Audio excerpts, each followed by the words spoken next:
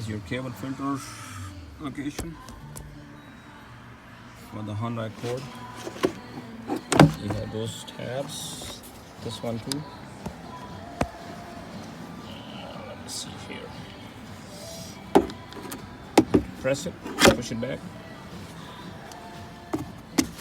Tab here. Hold on. So then you get into it.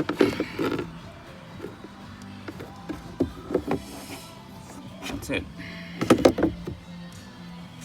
This little tab here. Tab here. That's it.